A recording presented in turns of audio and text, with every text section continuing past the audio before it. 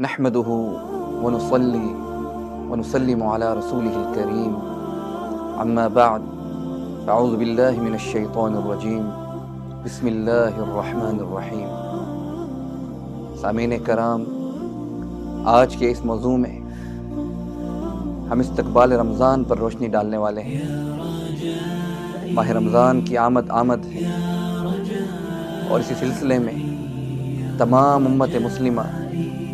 استقبال رمضان کی تیاریوں میں مصروف ہیں، اور کیوں نہ ہو کہ یہ مہینہ اپنی وسعتوں، برکتوں اور رحمتوں کے اعتبار سے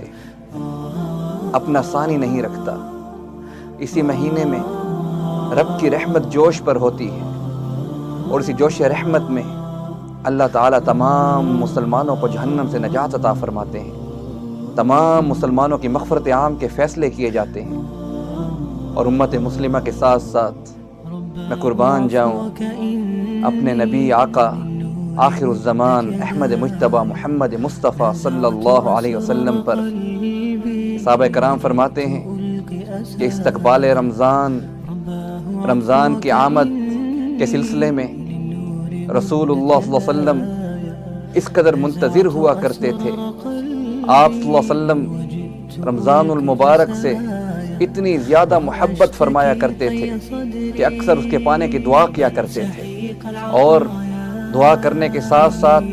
رمضان المبارک کا اہتمام ماہ شعبان ہی کے روزوں کی کثرت کے ساتھ شروع کر دیا کرتے تھے۔ آپ صلی اللہ علیہ وسلم بڑے شوق و محبت سے ماہ رمضان کا استقبال کرتے تھے۔ ایک دفعہ جب رسول اللہ صلی اللہ علیہ وسلم نے یہ سوال صحابہ کرام سے کیا، ماذا یستقبلکم وتستقبلون، کون تمہارا استقبال کر رہا ہے اور تم کس کا استقبال کر رہے ہو؟ تو حضرت عمر بن خطاب رضی اللہ تعالی عنہ نے عرض کیا، یا رسول اللہ، کیا کوئی وحی اترنے والی ہے؟ یا رسول اللہ، کیا کسی دشمن سے جنگ ہونے والی ہے؟ نبی اکرم صلی اللہ علیہ وسلم نے اس کے جواب میں فرمایا نہیں۔ پھر عرض کیا کہ یا رسول اللہ، کیا بات ہے، آپ کس کے استقبال کا ذکر فرما رہے ہیں؟ تو قربان جاؤں نبی اکرم صلی اللہ علیہ وسلم نے اس کے جواب میں حضرت عمر فاروق کو مخاطب فرمایا اور فرماتے ہیں، ان اللہ یغفر فی اول لیلۃ من شہر رمضان لکل اہل القبلہ، کہ بے شک اللہ تعالیٰ ماہ رمضان کی پہلی رات ہی میں اہل قبلہ کی مغفرت فرما دیتے ہیں۔ اور اسی استقبال رمضان کے سلسلے میں حضرت سلیمان فارسی رضی اللہ تعالیٰ عنہ بیان فرماتے ہیں کہ رسول اللہ صلی اللہ علیہ وسلم نے شعبان کی آخری تاریخ کو ایک بہت عظیم خطبہ دیا، اور جس میں فرمایا کہ اے لوگو، تمہارے اوپر ایک بڑا بزرگ مہینہ سایہ فگن ہونے والا ہے، یہ بڑی برکت والا مہینہ ہے، یہ وہ مہینہ ہے کہ جس کی ایک رات ایسی ہے کہ جو 1000 مہینوں سے زیادہ افضل ہے۔ جس شخص نے اس مہینے میں کوئی نیکی کر کے اللہ تعالیٰ کا قرب حاصل کرنے کی کوشش کی، وہ اس شخص کی مانند ہے کہ جس نے دوسرے دنوں میں کوئی فرض ادا کیا، یعنی اسے ایسا اجر ملے گا جیسا کہ دوسرے دنوں میں فرض ادا کرنے پر اجر ملتا ہے۔ اور جس نے اس مہینے میں فرض ادا کیا تو گویا وہ ایسا ہے جیسے دوسرے دنوں میں اس نے 70 فرض ادا کیے۔ اور رمضان صبر کا مہینہ ہے، اور صبر کا بدلہ اللہ تعالیٰ کے حضور میں جنت ہے، اور یہ ایک دوسرے کے ساتھ ہمدردی کا مہینہ ہے۔ یہ وہ مہینہ ہے جس میں مومن کا اللہ تعالیٰ کی طرف سے رزق بڑھا دیا جاتا ہے۔ اگر کوئی شخص اس میں کسی روزہ دار کا روزہ کھلوائے تو اللہ تعالیٰ کے حضور میں اس کے گناہوں کی مغفرت کر دی جاتی ہے، اور مغفرت پر بس نہیں کیا جاتا بلکہ مغفرت کے ساتھ ساتھ اس کی گردن کو دوزخ سے آزاد کر دیا جاتا ہے۔ اور اس طرح اس روزہ کھلوانے والے کے لیے اللہ تعالیٰ نے اتنا ہی اجر رکھا ہے کہ جس طرح روزہ رکھنے والے کے لیے اللہ نے اپنے اجر کو پوشیدہ کر رکھا ہے، اور بغیر اس کے کہ اس روزہ دار کے اجر میں کوئی کمی واقع ہو۔ حضرت سلیمان فارسی فرماتے ہیں کہ ہم نے عرض کیا، یا رسول اللہ، ہم میں سے ہر شخص کو یہ توفیق نہیں کہ وہ کسی روزے دار کا روزہ کھلوا سکے، تو کیا اس کا اجر و ثواب عمرہ لے جائیں گے؟ کیا اس کا اجر و ثواب مالدار لے جائیں گے؟ تو فرمایا نہیں، اس کے اجر میں غریب بھی پیچھے نہیں رہیں گے، بلکہ آپ نے ارشاد فرمایا کہ یہ اجر اس شخص کو بھی دے دیا جائے گا جو کسی روزہ دار کو دودھ کی لسی سے روزہ کھلوا دے یا ایک کھجور کے دانے سے کسی روزہ دار کی افطاری کرا دے۔ اس پر بھی آپ صلی اللہ علیہ وسلم نے بس نہیں کیا، بلکہ فرمایا کہ جو شخص کسی روزہ دار کو ایک گھونٹ پانی سے روزہ افطار کرا دے تو فرمایا کہ اللہ تعالیٰ کے حضور میں اس کے لیے گناہوں کی مغفرت ہے، برات من النار، کہ اللہ تعالیٰ اسے جہنم سے آزاد فرمائیں گے۔ پھر فرمایا اس مہینے میں جو مسلمان کسی روزہ دار کو پیٹ بھر کر کھانا کھلائے گا اس کے اجر میں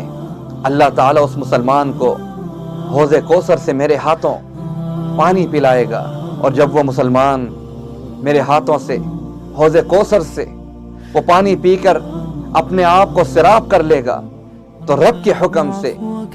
جب تک وہ جنت میں داخل نہیں ہوگا اس کو دوبارہ پیاس نہیں لگے گی۔ اس کے بعد آپ صلی اللہ علیہ وسلم نے ارشاد فرمایا کہ جس نے رمضان کے زمانے میں اپنے غلام سے ہلکی خدمت لی، یعنی کہ اس کی ڈیوٹیز میں، اس کے کاموں میں تخفیف سے کام لیا، نرمی سے کام لیا، محبت اور پیار سے کام لیا، تو اللہ تعالیٰ اسے بھی بخش دے گا اور اس کو بھی جہنم کی آگ سے آزاد فرما دے گا۔ اور اسی طرح ایک اور موقع پر رسول اللہ صلی اللہ علیہ وسلم نے رمضان کی آمد پر اپنے صحابہ کرام کو خطاب کرتے ہوئے فرمایا کہ تمہارے اوپر رمضان کا مہینہ سایہ فگن ہے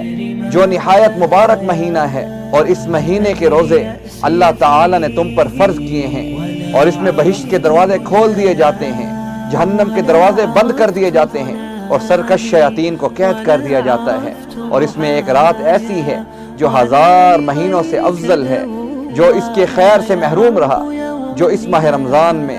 عبادت نہ کر کے، جو اس ماہ رمضان کو ضائع کر کے اس کی خیروں سے محروم رہا، تو رسول اللہ صلی اللہ علیہ وسلم نے فرمایا کہ اس سے بڑا بدبخت کوئی شخص اس دنیا میں نہیں۔ اسی استقبال رمضان کے سلسلے میں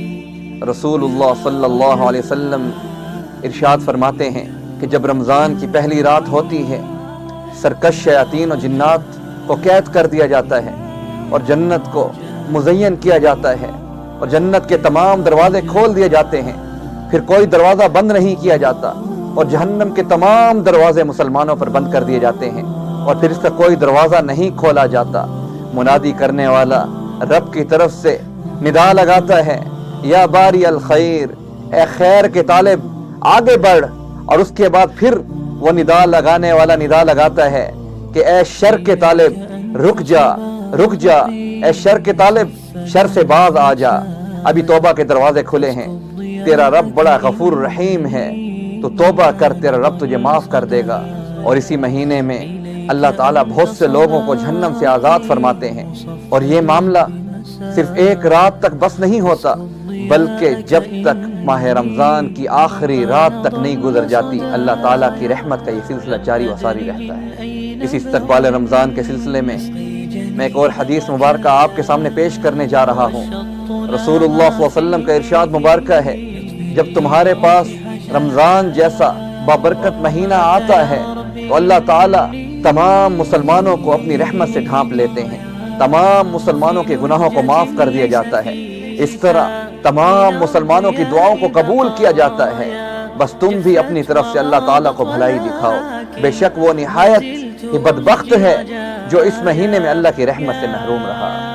اس طرح جو شخص صدق کے دل کے ساتھ اللہ تعالیٰ سے جو دعا کرتا ہے اس کی دعا کو فوراً قبول کر لیا جاتا ہے، اور اللہ تعالیٰ اس مہینے میں تمہارے ذوق و شوق کو، تمہارے جذبے کو، اور خصوصاً اللہ تعالیٰ تمہارے اخلاص کو دیکھ رہے ہوتے ہیں، اور اس اخلاص کو دیکھتے ہوئے اور اسی اخلاص کو دیکھتے ہوئے اللہ تعالیٰ ملائکہ میں تمام مسلمانوں پر فخر فرماتے ہیں۔ اور اس لیے رسول اللہ صلی اللہ علیہ وسلم کا ارشاد مبارکہ ہے کہ اے مسلمانوں، تم بھی اپنی طرف سے اللہ تعالیٰ کو بھلائی دکھاؤ، تم بھی اپنی طرف سے اللہ تعالیٰ کو جوش و جذبہ دکھاؤ، تم بھی اللہ تعالیٰ کے حضور میں اخلاص کے ساتھ عبادت کرو۔ اور پھر بڑے دکھ سے رسول اللہ صلی اللہ علیہ وسلم نے تمام اہل اسلام کو مخاطب کرتے ہوئے فرمایا کہ بے شک وہ شخص نہایت ہی بدبخت ہے کہ جس نے ماہ رمضان جیسا عظیم مہینہ پایا اور اس کی رحمت سے محروم رہا۔ اور صحابہ کرام رضوان اللہ علیہم اجمعین کے معمول سے بھی اس حکمت کی تاکید ہوتی ہے۔ حضرت انس رضی اللہ تعالیٰ عنہ اجمعین شعبان میں ہی صحابہ کرام رضوان اللہ علیہم اجمعین کے معمولات پر روشنی ڈالتے ہوئے یوں ارشاد فرماتے ہیں کہ رمضان کے شروع ہوتے ہی مسلمان قرآن کی طرف، اللہ تعالیٰ کی عبادات کی طرف خشوع و خضوع کے ساتھ جھک پڑتے، اسی طرح اپنے اموال کی زکوٰۃ نکالتے تاکہ اس مہینے میں کوئی غریب مسکین محروم نہ رہے اور وہ بھی آسانی کے ساتھ عزت کے ساتھ اس ماہ رمضان کو گزار سکیں۔ اسی طرح قرآن اور حدیث کی روشنی میں رمضان کے جو اعمال بتائے گئے ہیں، میں چیدہ ان اعمال پر روشنی ڈال رہا ہوں۔ ان اعمال میں سب سے پہلے روزہ ہے، اور روزہ جو کہ ہم سب پر فرض ہے، فرض عبادات میں آتا ہے، اور یہ بڑی شان والا فریضہ ہے، اور یہ اسی مہینے کا اصل اور بنیادی عمل ہے۔ اسی طرح اسی مہینے میں رات کا قیام، تراویح اور تہجد، جو کہ اس مہینے میں ان لوگوں کو بھی نصیب ہو جاتا ہے جو عام دنوں میں اس چیز کی طرف توجہ نہیں دیتے یا سستی کا مظاہرہ کرتے ہیں۔ اور اسی طرح اس مہینے میں صدقات پر خاص طور پر توجہ دی جاتی ہے، اور سب سے بڑھ کر صدقات کیے جاتے ہیں، کیونکہ یہ مہینہ اپنے ثواب کے اعتبار سے تمام مہینوں سے زیادہ ثواب رکھنے والا ہے۔ اسی طرح تلاوت قرآن پاک جو کہ عام دنوں میں بھی کی جاتی ہے، مگر اسی مہینے میں تلاوت قرآن پاک کو کثرت سے کیا جاتا ہے، کیونکہ قرآن میں اللہ تعالیٰ ارشاد فرماتے ہیں کہ یہ رمضان قرآن پاک کا مہینہ ہے، اور اسی مہینے میں ہی تمام آسمانی کتابیں اللہ تعالیٰ کی طرف سے انبیاء پر نازل ہوئیں۔ اسی طرح میرے دوستو، تلاوت قرآن پاک کے اہتمام کے ساتھ ساتھ یہ مہینہ اعتکاف کا مہینہ ہے۔ یہ عبادت اس مہینے کے آخری عشرے میں مسنون عبادت، جسے سنت مؤکدہ بالکفایہ کہا گیا ہے، اور یہ آخری عشرے میں جو کہ خاص طور پر دنیا کے تمام اہل اسلام کی طرف سے اس سنت کو بڑے جوش اور جذبے اور اخلاص کے ساتھ ادا کیا جاتا ہے۔ اسی طرح اس ماہ رمضان میں اگر میں عمرے کی طرف آؤں تو عام دنوں کے عمرے کی نسبت ماہ رمضان کا عمرہ اس قدر فضیلت والا ہو جاتا ہے کہ رسول اللہ صلی اللہ علیہ وسلم کے ارشادات مبارکہ کی روشنی میں کہ ماہ رمضان کا عمرہ حج کے برابر ثواب رکھتا ہے۔ اور اس کے بعد ماہ رمضان کے ان اعمال میں خاص طور پر